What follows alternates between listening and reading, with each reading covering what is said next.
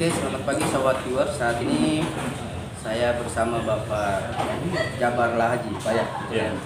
Salah satu masyarakat Morowali Utara. Dan Bapak pernah menjabat sebagai mantan DPR Morowali Utara, Pak ya. Betul. Selama 2 periode Partai PAN. Iya. Pak, saya sedikit ngobrol santai soal polemik PTAN yang selama ini akan dibicarakan isinya di Morowali Utara, Pak ya. Sejauh mana Bapak mengetahui histori PTAN itu sendiri berada di dunia politik? PT ANA yang ada di Bekasi Timur ya, di Bukit Timur. Kalau sepengetahuan saya sebenarnya ya, urusan itu sebelum tahun 2000 itu sudah ada nih. Cuma saya belum tahu apakah itu PT ANA, tapi seingat saya sekitar tahun 90-an ya, itu ada izin pinjam pakai kawasan ya, izin perkebunan di wilayah tersebut. Kawasan itu dulu masih sebelum tahun 99 itu status wilayah itu tuh APK, hutan produksi konversi, hampir semua itu daerah rawa, daerah rawa. Dan kemudian belakangan kita tahu masuk PT ANA, ya, yang resminya itu di atas tahun 2002 ya. Waktu Morowali mekar dari Poso, pertama sekali ibu kota kolonial itu sudah ada apa, masih pejabat Bupati Patatu dulu itu sudah ada tuh apa, ancang-ancang akan dibuka perkebunan di situ, masyarakat semua tahu. Kemudian nanti kira-kira sekitar 2005 ke atas itu waktu Pak Datlin menjadi bupati menggantikan Ahmad ya, itu baru mulai ada apa, aktivitas di perkebunan tersebut di PTAN. Kemudian saya anggota DPRD 2009, nah itu sudah sering kita menerima apa, aspirasi rasa dari masyarakat ya, meminta apa, hak atas tanah mereka. Saya potong di situ dulu, Pak. Terkait dengan PTAN ini sendiri dengan masyarakat, seperti apa dampak positif yang didapat oleh masyarakat? Ya, kalau bicara dampak positif ya tentu kalau kami sih dari pemerintah ya, itu mengukur dari masyarakatnya ya, tentu positif sekali karena apa, peluang kerja, lapangan kerja terbuka. Tapi di samping itu yang saya sampaikan bahwa perusahaan ini juga kan membayar pajak ya, kemudian kita di kabupaten itu mendapat dana bagi hasil ya, dana bagi hasil. Tentu dari dana bagi hasil itu yang kemudian kita lakukan lewat program pembangunan yang terakumulasi di APBD. Nah, berbicara posisi Bapak pada waktu itu di zaman DPR, Pak, ini kan berbicara polemik antara ilegal atau legalnya suatu perusahaan PTAN itu sendiri dan batasan-batasan lahan sawit yang dikelola oleh masyarakat dan PTAN ini sendiri. Seperti apa Bapak pada waktu di DPR? Kalau legalitas, ingat saya sih masuknya legal karena ada izin lokasi ya. Ketika itu masih 2009 DPR di Morowali. Ada legalitas dari kabupaten karena waktu itu masih urusan perkebunan juga di kabupaten karena ada dinas kabupaten, ada izin lokasi, kemudian tentu syarat-syarat perizinan perkebunan mengikuti apa, beberapa peraturan menteri tentang tata kelola perkebunan. Ketika itu saya rasa legal karena tidak mungkin tidak bisa melakukan aktivitas kalau tidak legal. Berbicara kontribusi sendiri perusahaan ke pemerintah itu seperti apa? Kontribusi ke pemerintah ya tentu tadi apa, saya kalau gambarkan secara nyata tidak, tapi yang jelas peluang kerja ya, dengan adanya apa, terbukanya kebun tersebut tentunya lapangan kerja terbuka ya, ekonomi terbuka. Kalau saya sih lebih melihat begini ukurannya, pendapatan per kapita penduduk.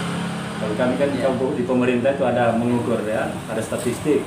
Nah, wilayah Bekasi Timur itu kemarin termasuk wilayah yang kecamatan pendapatan per kapita penduduknya rendah. Adanya di perusahaan sekarang bisa diukur pendapatan per kapita penduduk sana di atas 30 juta. Salah satu contohnya?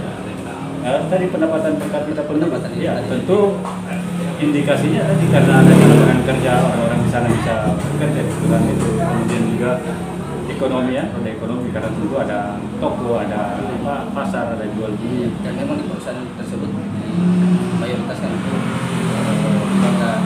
Iya, tentu itu sudah ketentuan. Jadi prioritas ya penduduk lokal di sini itu ya yang memiliki akses lebih dekat. Nah, terkait gambarannya tentang soal isu yang tadi, seperti apa tanggapan Bapak dan harapan Bapak sendiri sebagai masyarakat? Ya, tentu kita sebenarnya menginginkan semuanya baik.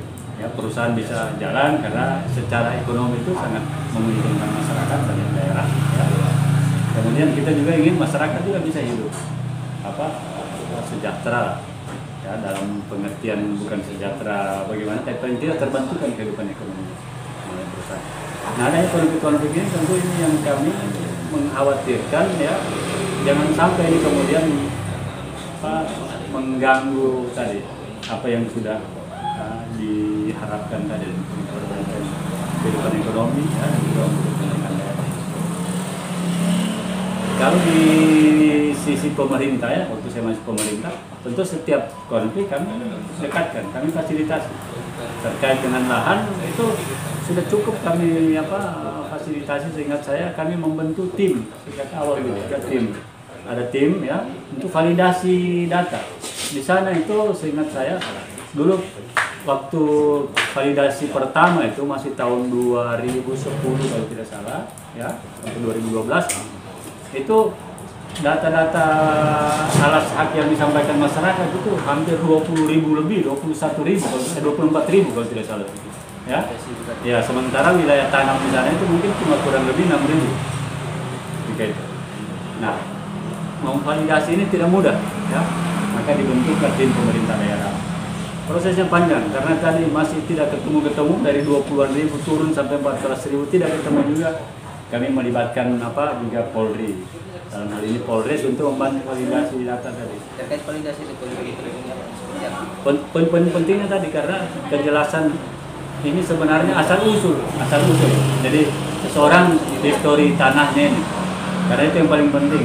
Jadi rata-rata SKPT kalau yang sertifikat pasti yang di transmigrasi Madinah. Tapi yang desa-desa yang mengatakan SKPT baru tidak jelas batasnya di mana luasnya. Nah ini yang perlu validasi. Nah, di validasi itu juga ternyata ada yang tumpang tindih.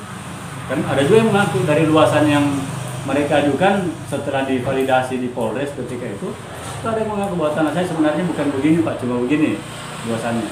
Jadi itu validasi yang dilakukan oleh pemerintah daerah. Kemudian beberapa kali validasi itu validasi terakhir ketika sudah Morowali Utara mekar, itu pemerintah di Kabupaten Morowali Utara itu membentuk tim validasi, tapi pendekatannya lebih partisipatif. Bagaimana kemudian kalau tim ini dari desa itu sendiri? Bagaimana untuk mengatasi persoalan itu sendiri, Pak? Apa yang dilakukan dari tim validasi?